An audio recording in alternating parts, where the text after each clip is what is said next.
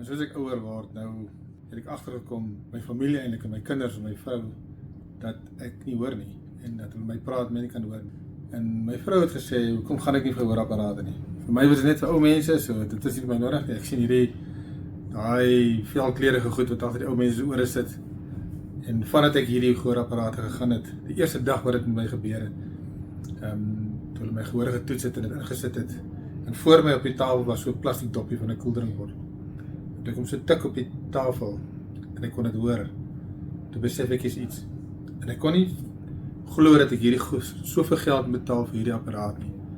En nou kan ek sê, die gebruik daarvan en vandag se toetse weer met die nuwe apparaat en nuwe tegnologie, dat is absoluut die geld werd, ongeag wat dit kos. Want vir my, die lewenskwaliteit wat dit vir my bring, vir my familie, die feit dat ek in vergaderings kan sit, die feit dat ek kan stream, dat ek die foon kan hoor, dat ek hoef nie met my oor te hê nie.